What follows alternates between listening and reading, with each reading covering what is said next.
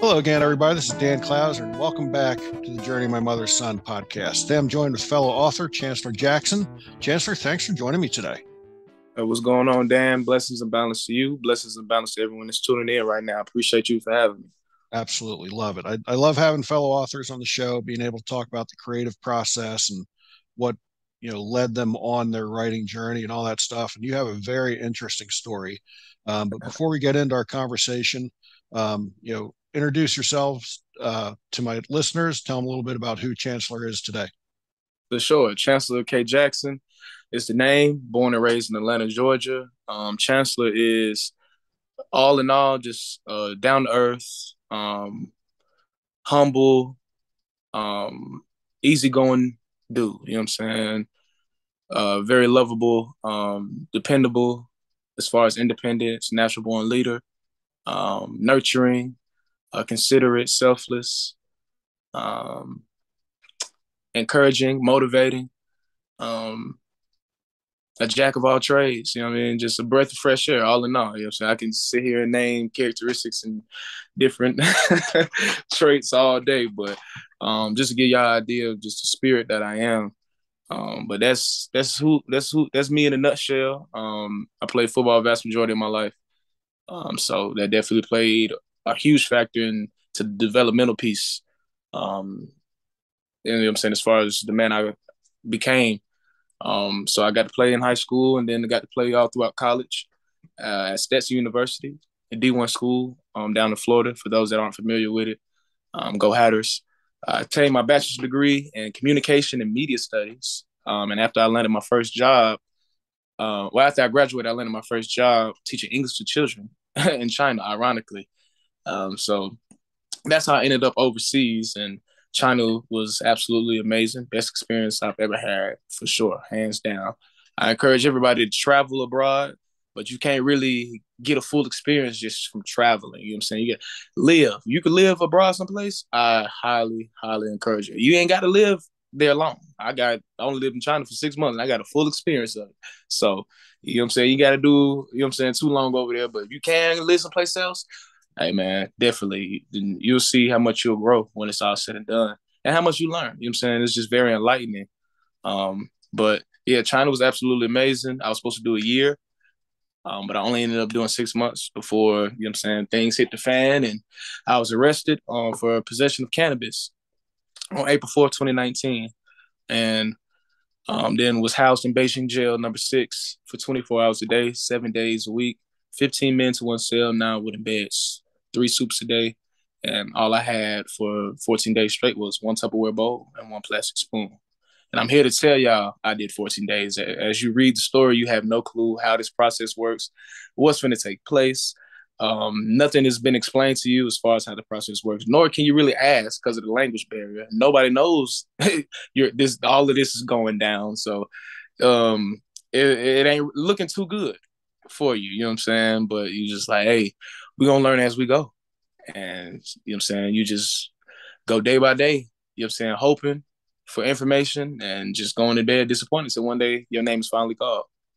And then you're finally released and free to go on about your merry way. Well, you're deported from the country immediately after being released. So once I came back to America, continued to teach, got into coaching football. Then I started writing 14 Days in Beijing. And then, you know what I'm saying? So 4 months later, I finished writing 14 Days and then spent the next 6 months just perfecting it and getting it ready for publishing.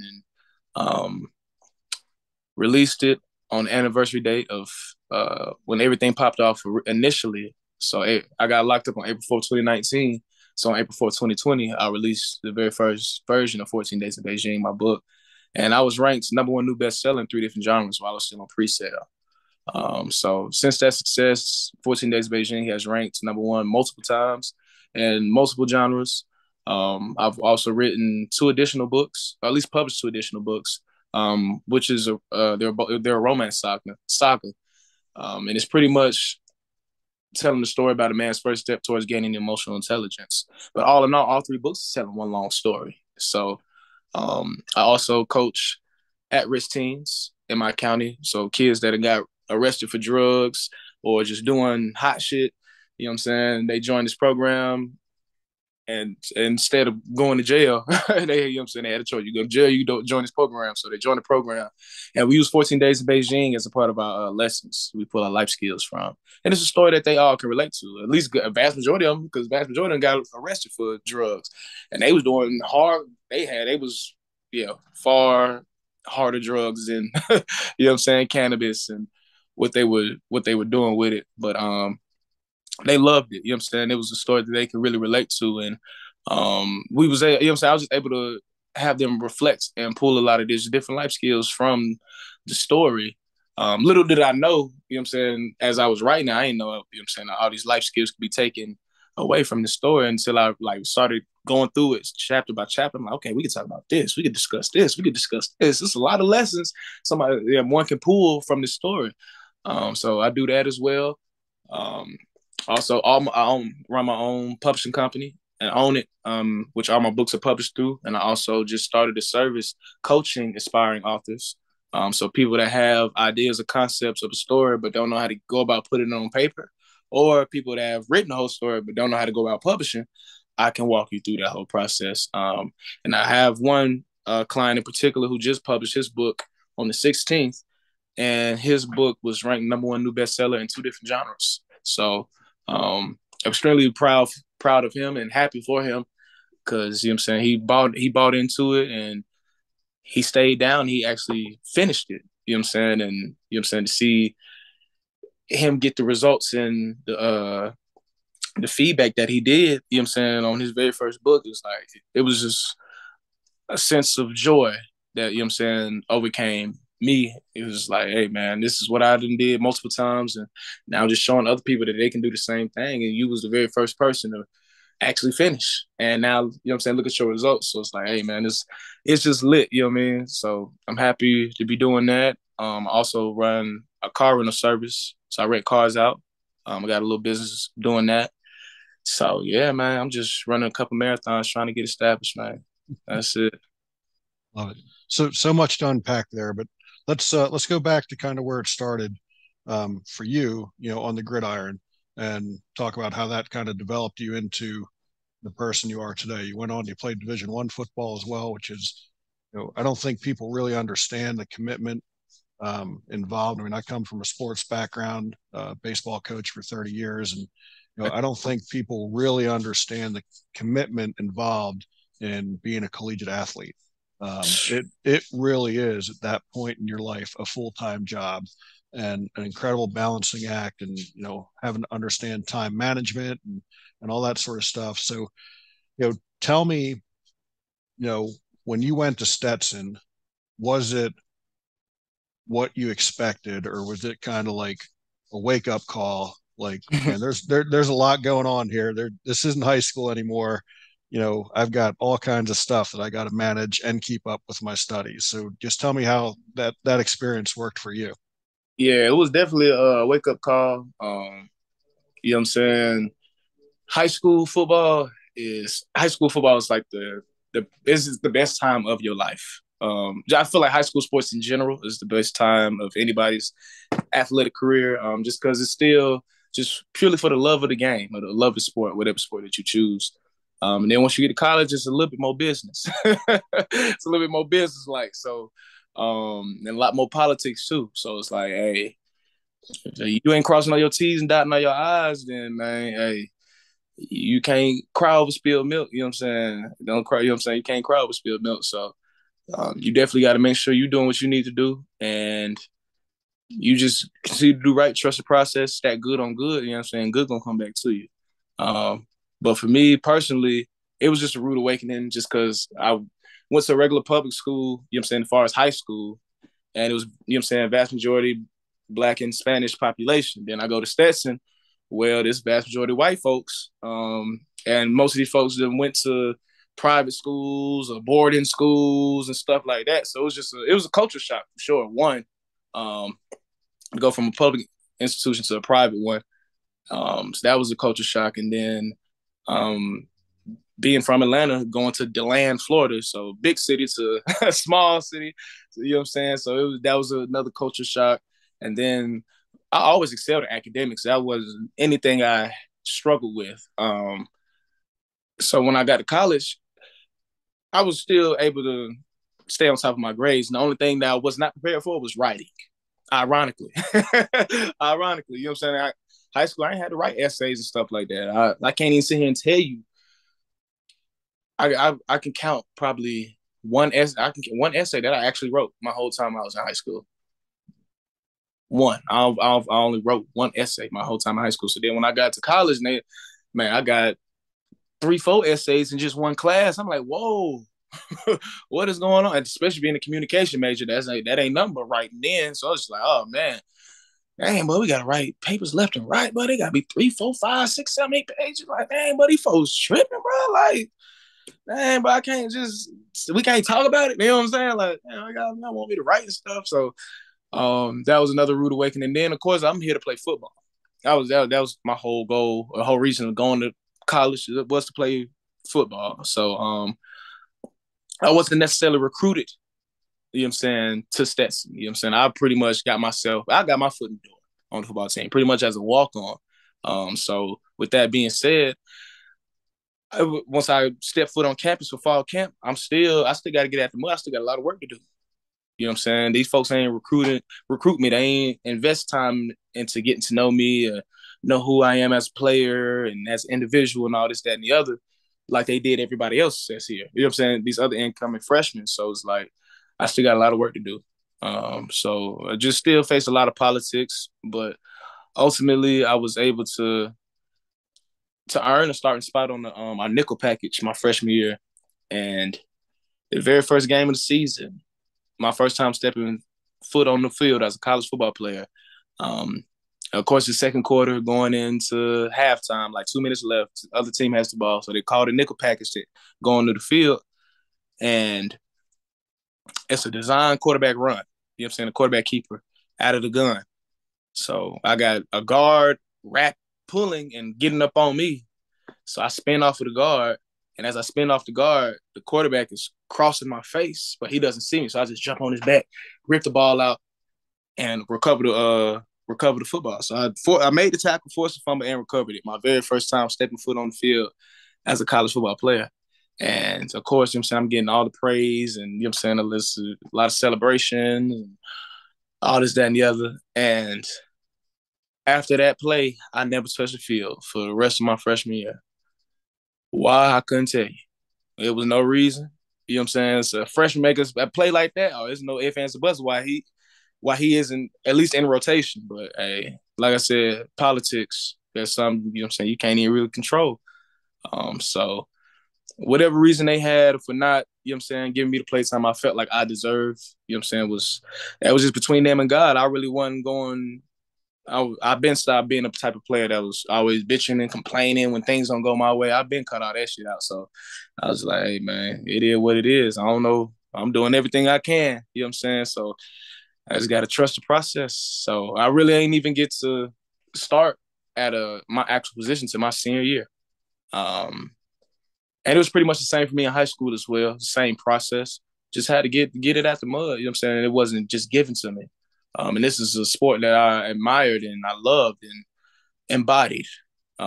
So once it came to the end, it was just like, it was just a rude awakening because it's like, man, this is something you've been conforming yourself to be for so long, and you've accomplished what you set out to accomplish. You played D1 football like you wanted to do, and now this shit is over with, and it ain't go exactly how you wanted it to go, but you did it when it's all said and done. So yeah. Now, like, shit, bro, what's next? Who are you? You know what I'm saying? Now it's the reality kicking in for real. So it's like, damn, it's football over with. Now I got to redefine myself, re-identify myself all over again.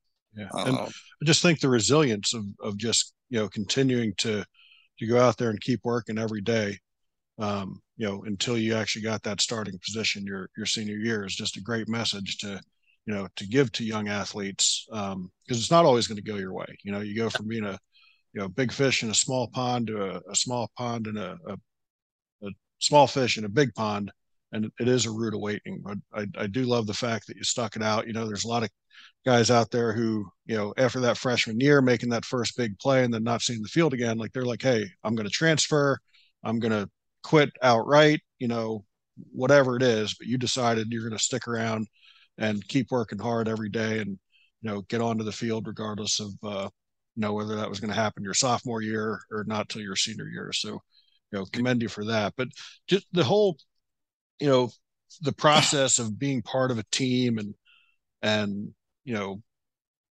kind of that brotherhood and family that sports create.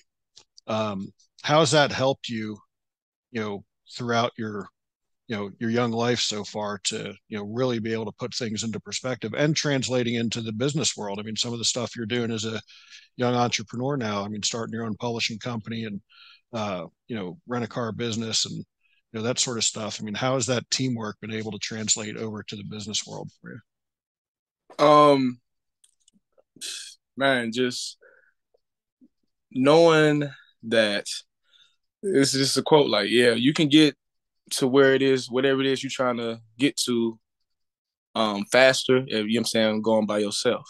You can get there faster doing it by yourself. But working together, you can go a whole lot further.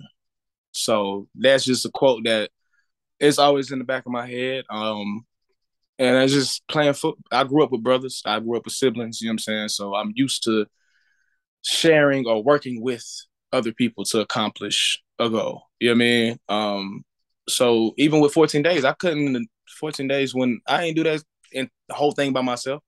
That was a collaborative effort. All in all, like finding editors, people I went to school with. You know what I'm saying? The cover. Oh, my partner I grew up with, that's a photographer now. Let's do a photo shoot. You know what I'm saying? So it's just like marketing. I'm hitting up people I know to that are Instagram influencers to use them to promote it on their page and all of that. It's just all collaborative efforts. That's all it is. You know what I'm saying? And I just feel like teamwork make the dream work. You know what I'm saying? Everybody like to try to do things solely all on by themselves. I don't know, just for on personal reasons. It got to be because pride or whatever. But I ain't got pride, man. Ain't nothing.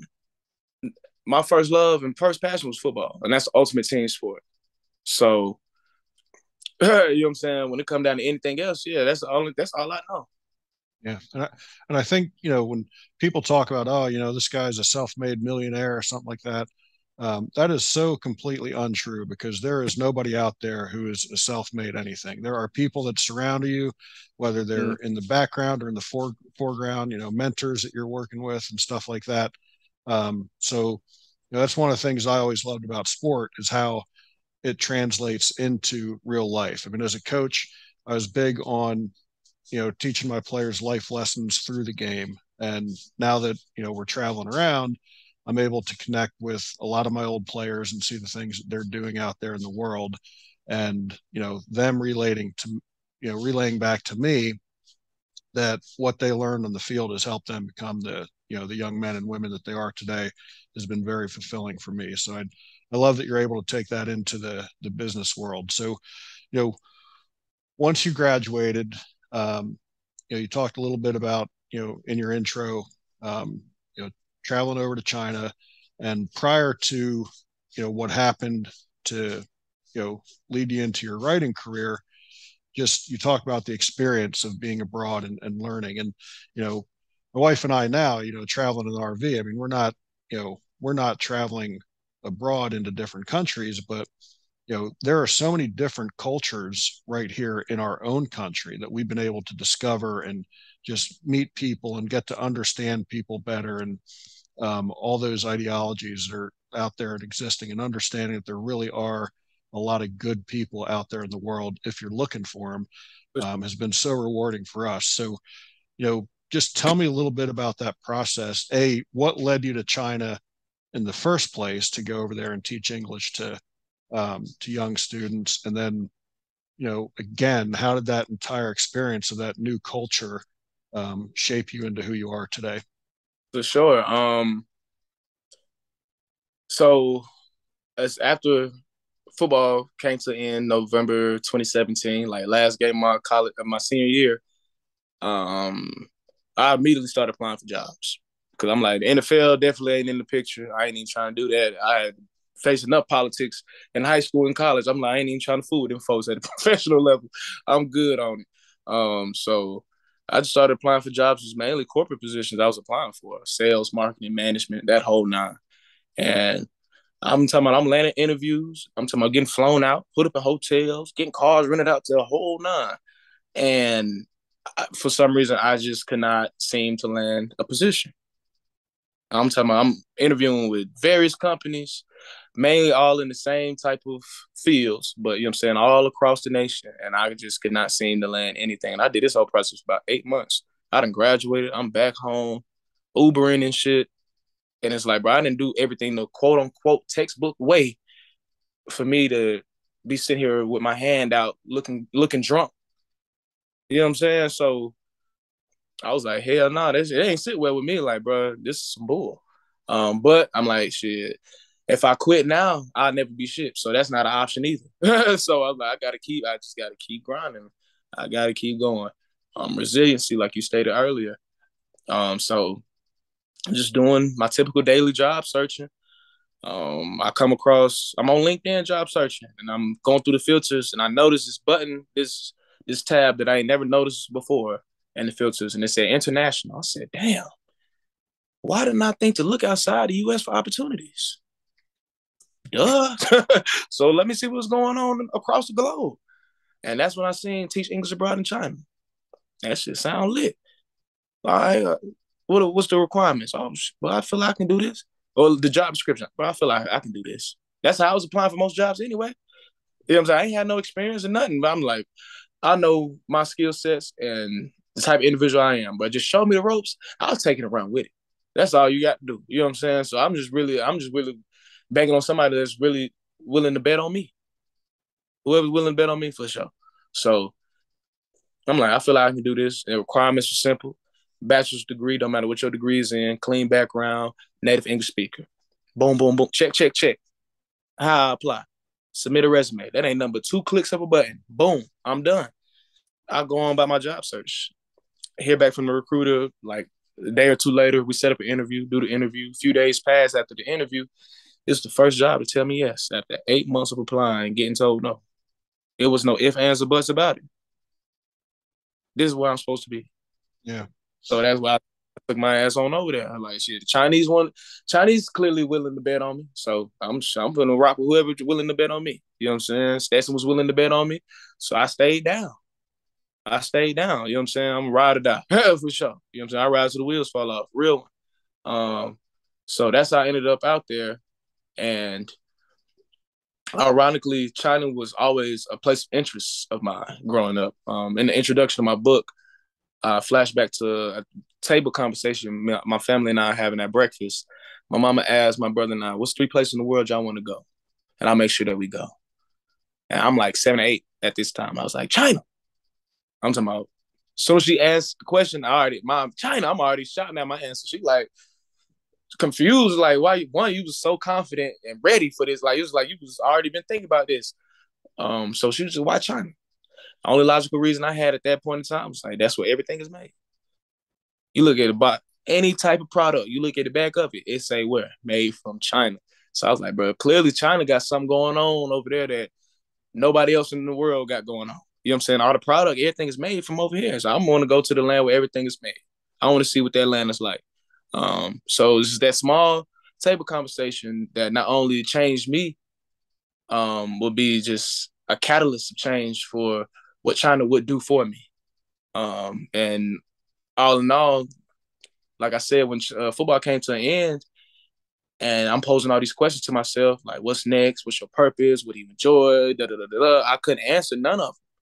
It took me doing all that job searching, getting told no, landing a job in China, taking my ass out there, getting locked up, coming back home, being back at square one all over again when football first ended.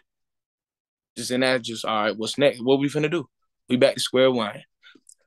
And then goddamn, come, you know what I'm saying? Just all of that. And then now, okay, I'm gonna continue to teach. Now I'm failing the coaching football. Now I done started writing 14 days Beijing. And after 14 days dropped, now it's just, and I just got a waterfall of just different things going on. I can sit here and list off to you. I can answer all those questions now. All those questions I couldn't answer before that I was posing to myself, I can sit here and elaborate on them thoroughly. You You know what I'm saying? I can tell you exactly who I am and what's my purpose, and That's probably awesome. help you figure who you are and what's your purpose for sure. Love that. Love that.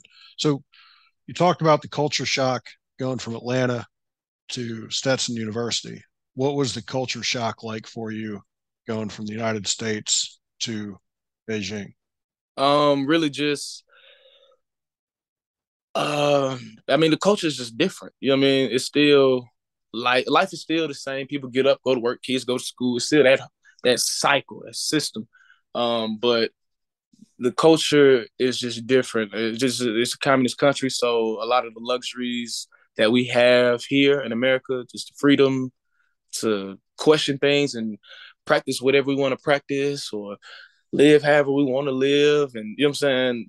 You have that luxury here versus over there. Nah, you gotta go about things a certain way. You can't just do what you want to do. You know what I'm saying? You can't just practice. I mean, you can practice any religion you want to, but you can't be out here like a Jehovah's Witness trying to put people on. No, you can't do that. They'll lock you up immediately for that. You know what I'm saying? They have a saying, there's no why in China. Here in America, we are so entitled to needing an explanation Right. before doing anything. You ain't just finna tell us to do something and we just gonna do it. No, we need you. You got to elaborate a little bit more. You know what I'm saying? Well, why we got to do this? Nah, it ain't like that over there. You get down, you lay down. It's that simple. It's that simple. You know what I'm saying? They say jump, you say how high. And you start stretching. So, um, and they're just a disciplined people, orderly people, um, hardworking group of people for sure. But it's still, you know what I'm saying? It's still similar to America as far as just the exposure to of other different cultures. Now here in America, we got a melting pot of different cultures. Okay, just because you're immersed around all these different cultures, mean you're just because you're immersed around all these different cultures here in America doesn't mean you have knowledge and understanding of all these different people. Right.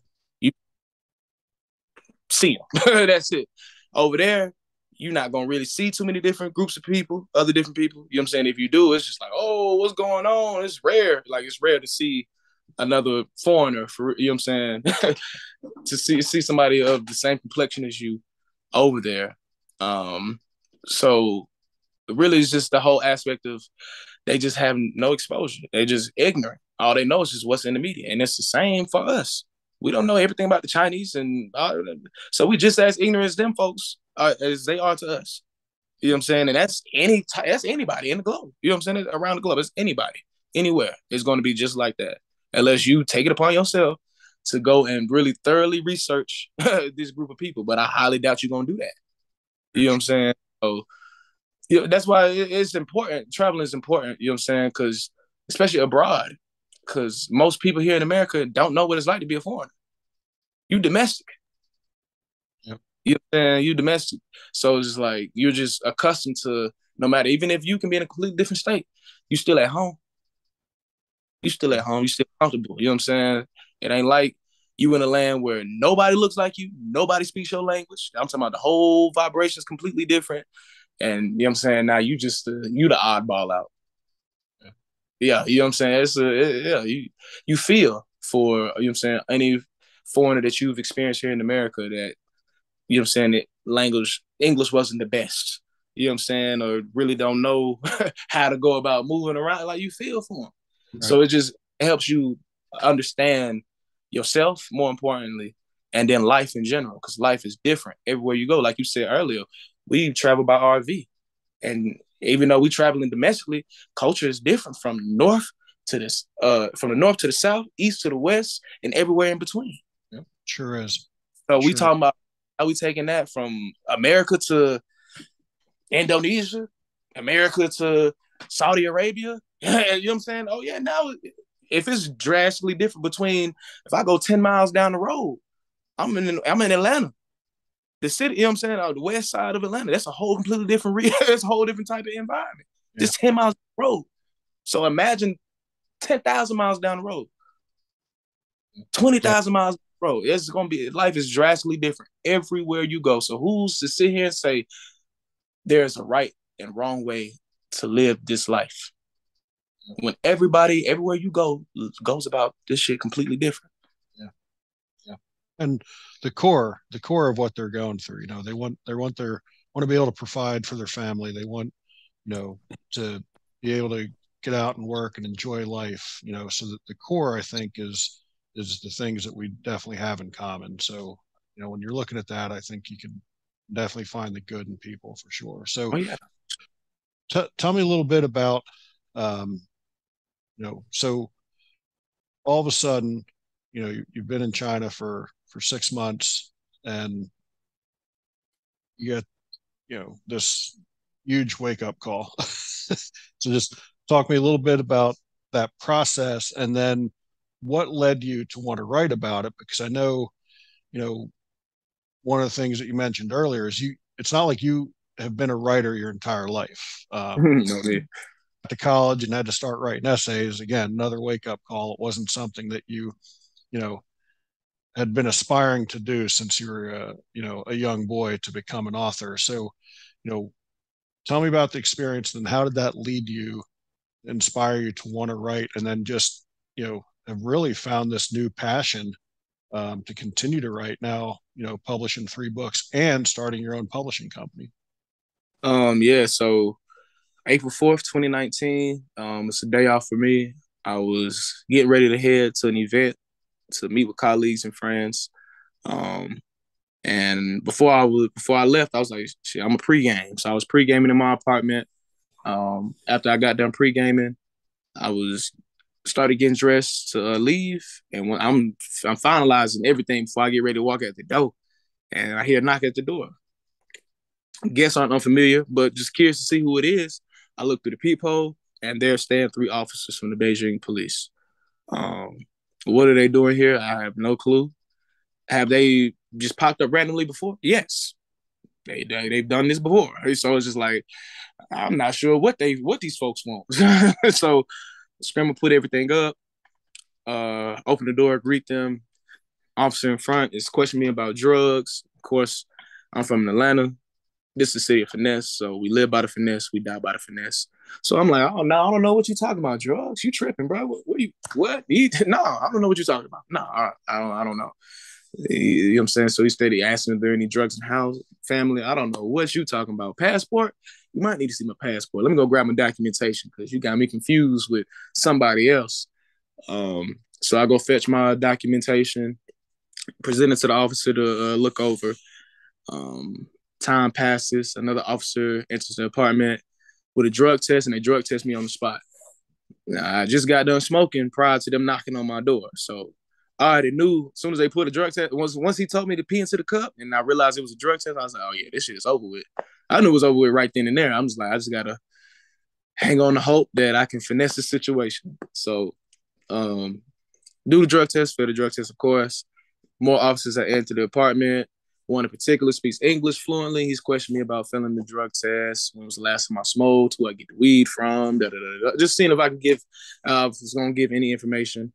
But I'm from Atlanta, the city of finesse. We live by the finesse.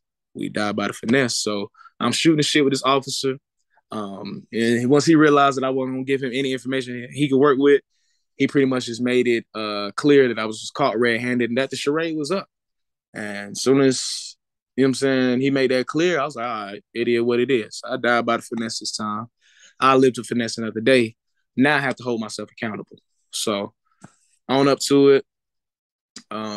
He want me to show him where my stash is. So I get up to show him where put my stash. But lo and behold, once I get there, everything has been discovered. They was just messing with me to see if they can pull any extra information out of me. So they confiscate everything, throw the cuffs on me, and we run around from 2 different precincts for the next few hours, and then I'm then taken to the actual jail where I'm housed. And the first 3 days, I'm the only English speaker, only foreigner in the cell. So I'm in that bitch with 14 other Chinese men, none of which I can speak to. Um, so it's just, you know what I'm saying? It's just a lot of reflecting those first 3 days, me in my head. And just how my perspective of this whole situation, just from my lens. And then on the 4th day, chapter 4, I moved to a new cell. and amongst two other English speakers. One Chinese American from California, and the other one's Brazilian from Brazil. Both of them are fluent in English and Mandarin. So one, I have somebody to communicate with, so I can start connecting dots as far as how the incarceration process works and how the jail operates. I still don't know how long I'm going to be here though. But ironically, everybody else knows all of their information to a T. How long what they're charged with, how long they're supposed to serve, the whole nine. Me, on the other hand, I have no clue. So that's just how my story played out. But yeah, I ain't really make contact with the outside world until 7 days in.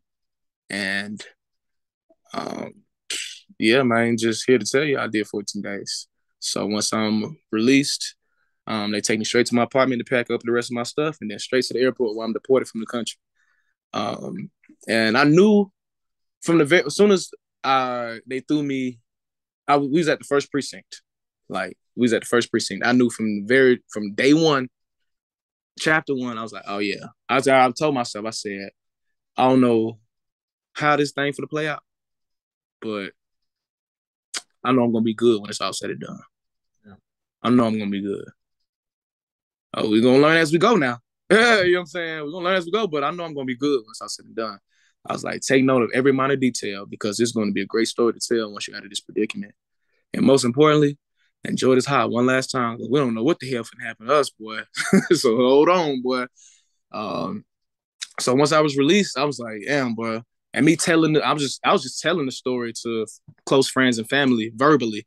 Once I got back and just seeing, you know what I'm saying, they body language just shift and they just get all uneasy. Like, I'm like, as I'm telling the story, just seeing how they react, whether it's verbal or non-verbal. I'm like, oh yeah, this is a powerful story. I got to do something with this story. I don't know what I'm going to do with it, but I know I got to do something. Months passed. It's like July at this point. And one of my friends that I grew up with, he was a published author before we graduated high school in 2014. He was like, hey, bro, you should write a book about the experience. I'm like, damn, boy, that's a good ass idea. That's a good ass idea. I'm like, where? I don't even know where to start. He took my phone, went in my notes, gave me a 5-layer outline. It was a very brief outline. Opening scene, following scene, climax.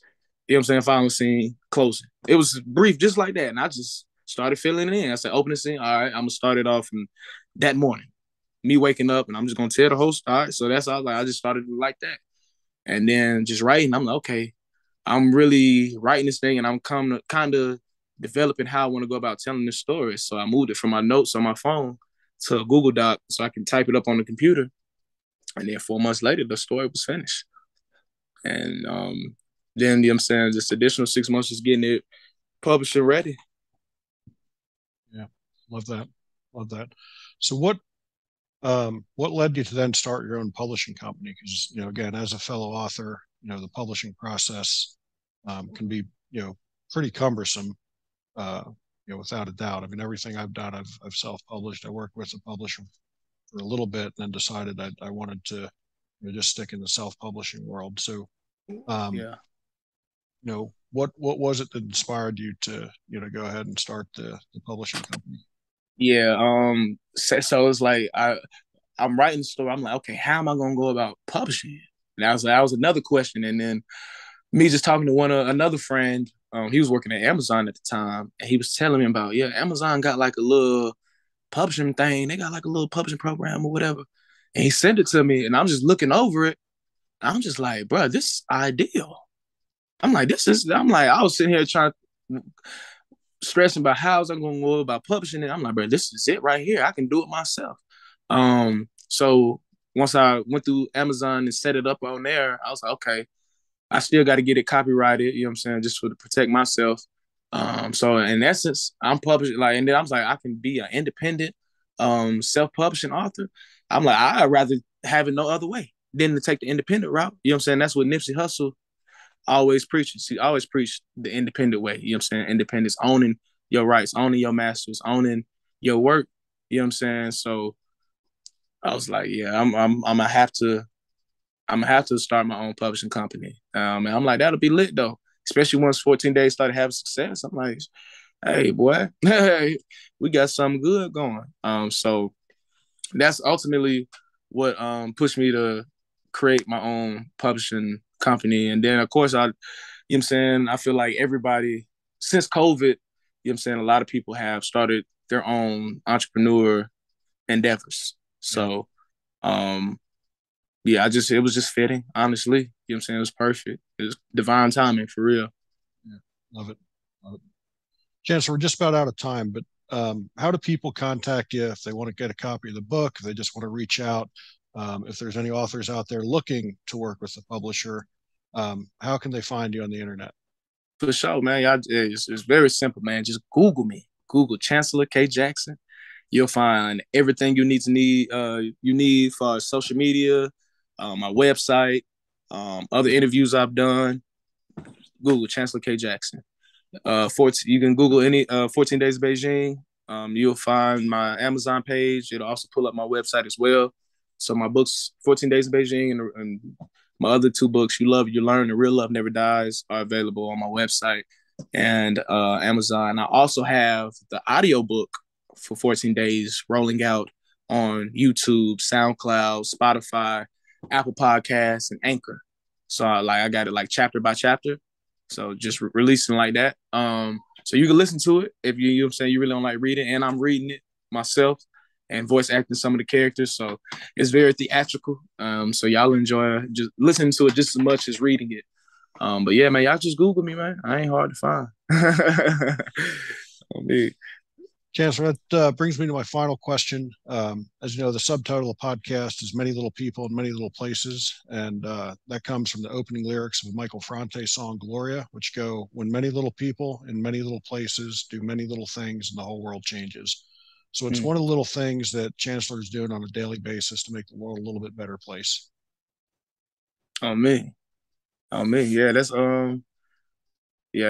It made me think of a quote by Nipsey Hussle, and it goes, "It's long-winded, running through this life like it was mine. Never settling, but setting every goal high. 1,000 burpees on the path to my own self-destruction or success. But what's a mistake without the lesson? You see, the best teacher of life is your own experience, and none of us know who we are until we fail. They say every person is defined by their reaction to any given situation. So, who would you want to define you? Someone else or yourself? Whatever you choose to do, homie, give your heart to it and stay strong." Love that. Chancellor, really appreciated the conversation. For those out there listening, be sure to check out my other podcasts and blogs at journeymymotherson.com or danclouser.com.